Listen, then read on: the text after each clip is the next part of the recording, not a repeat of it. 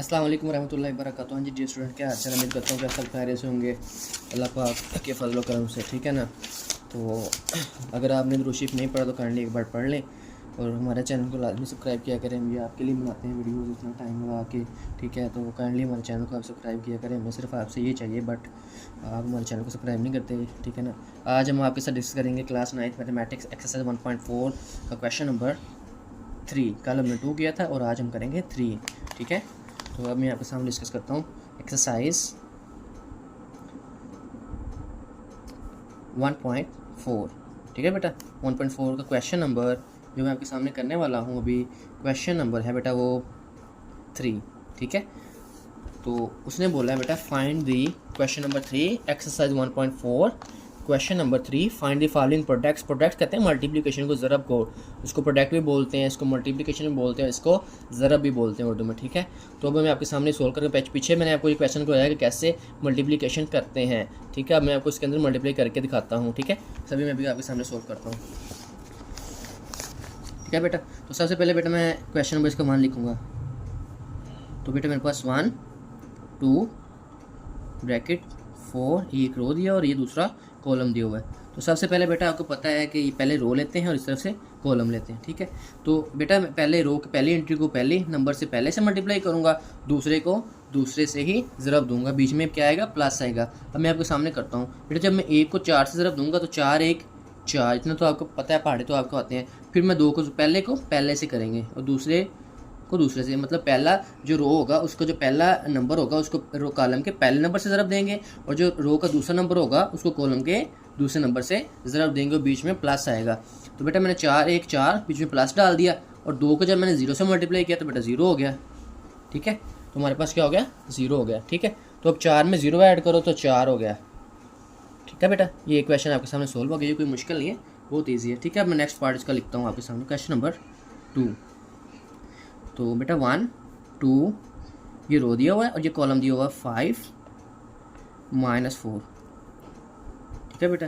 यहाँ तक समझ आ गया आपको। अब सबसे पहले वैसे ही करना है बेटा को, पहली रो की पहले कॉलम से एंट्री, पहला कॉलम का जो नंबर है और पहले रो का नंबर उसको आपस में ज़रब देते हैं और दूसरे रो का दूसरे कॉलम का नंबर को आपस में ज़रब देके बीच में प्लस डाल देते हैं, तो उसको हम मल्टीप्लिकेशन ऑफ मैट्रिक्स कह सकते हैं, ठीक है। तो बेटा 1 को 5 से देखो, 5 1 5 और 2 को हम 4 से बीच में प्लस आएगा, 2 को 4 से देंगे 8 और ये माइनस का, तो ब्रैकेट लगा के -8 लिख देंगे, ठीक है। अब बेटा अब इसको मल्टीप्लाई करें अंदर तो प्लस माइनस माइनस हो जाता है, आपको पता है। तो प्लस माइनस माइनस, ये -8 हो गया हमारे पास। अगर इसको मज़ीद सिंपलीफाई करें तो 5 में से अगर -8 निकाल दे तो बेटा -3 हमारे पास इसका आंसर आ जाता है, ठीक है। यहाँ तक समझ आ गई आपको, उम्मीद करता हूँ कि आपको यहाँ तक समझ आ गई होगी, ठीक है।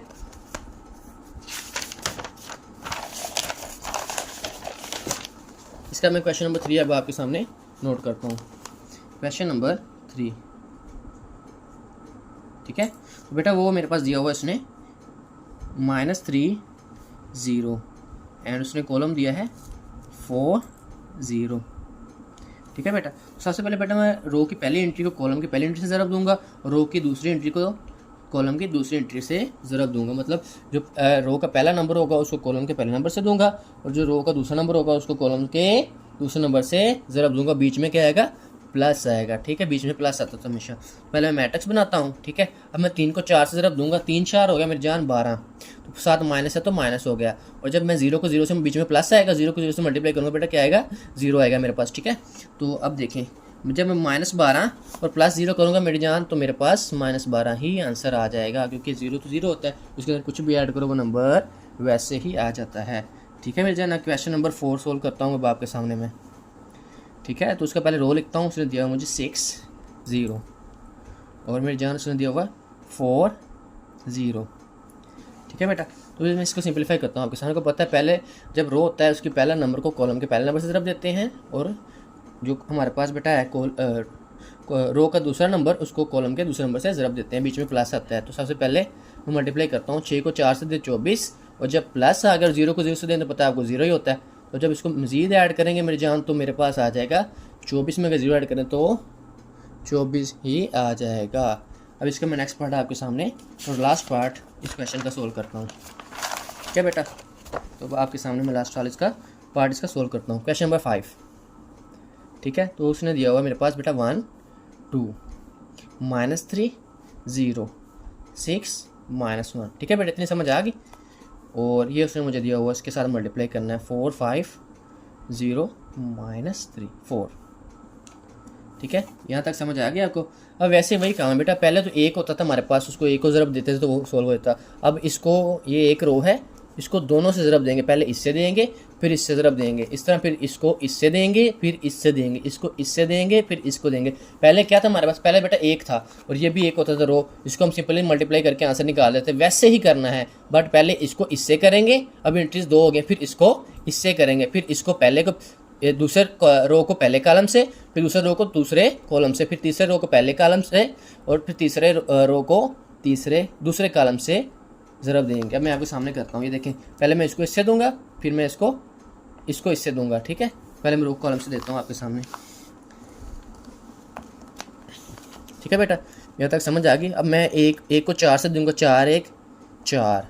अब मैं जमा, बीच में जमा आपको बताया जमा आती है, 2 को 0 से दिया तो 0। ठीक है बेटा, यहाँ तक समझ आ गई। अब इसको ही मैं इससे ज़रब दूंगा, पहले मैं एक को एक था तो एक से देता था, अब ये दूसरा है तो दूसरे को भी साथ मल्टीप्लाई करूँगा। अब एक को 5 से तो बेटा 5 आ गया, और जब 2 को 4 से दी तो 8, बीच में माइनस है तो -8 आ जाएगा।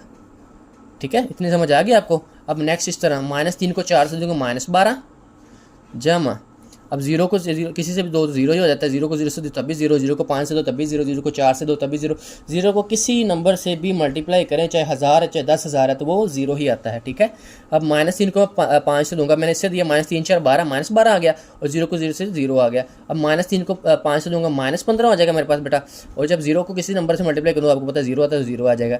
ठीक है, इतनी समझ आ गई। आगे देखें बेटा, 6 को 4 से दिए तो आपको पता है 24, और जब -1 को 0 से दें तो पता है आपको 0 ही आएगा, 0 किसी नंबर से ज़रब दो तो 0 ही आता है। अब 6 को 5 से तो बेटा 30 आ गया, और जब -1 को -1 से दे तो +4 हो गया, क्योंकि माइनस होता है हमारे पास प्लस। जब भी किसी नंबर को माइनस का नेगेटिव हो तो उसको दूसरे नेगेटिव नंबर के साथ ज़रब देना तो वो पॉजिटिव हो जाता है। अगर पॉजिटिव हो तो उसको नेगेटिव से मल्टीप्लाई करें तो बेटा वो नेगेटिव हो जाता है। ठीक है ना, अगर प्लस का हो तो वो माइनस हो जाता है, अगर दोनों माइनस हो तो प्लस हो जाता है अगर ज़रब करें तो, और अगर दोनों प्लस हो तो प्लस ही रहता है। ठीक है, अगर प्लस से ज़रब माइनस हो तो फिर भी माइनस हो जाता है, अगर माइनस ज़रब प्लस हो तो भी माइनस होता है, अगर एक भी नेगेटिव हो तो बेटा वो नेगेटिव हो जाता है। अब इसको मैं आपके सामने सोल्व करता हूँ। 4 में 0 ऐड करें बेटा 4, और 5 में से -8 निकाल दो बेटा -3 रहेगा हमारे पास, और -12 में अगर 0 ऐड कर दो बेटा -12, अगर -15 में +0 ऐड कर दो बेटा कितना हो जाता है -15 ही हमारे पास रह जाएगा। और 24 6 से 24 आया था, 24 में अगर 0 ऐड करें बेटा तो बी हमारे पास 24 ही रह जाएगा, और 30 में अगर 4 ऐड करें तो बेटा वो 34 हो जाता है। डियर स्टूडेंट, मैं उम्मीद करता हूँ कि अल्लाह पाक के फजल करम से आपको ये लेक्चर समझ आ गया होगा। अल्लाह पाक आपको जज़ाए खैर दे, और हमारे चैनल को सब्सक्राइब लाजमी किया करें, आप वॉच कर लेते हैं काइंडली। ठीक है ना, अल्लाह आपको सदा खुश रखे और आपको की तमाम नेक ख्वाहिशात को पूरा करे। जज़ाकल्लाहु खैरा। अल्लाह हाफिज़।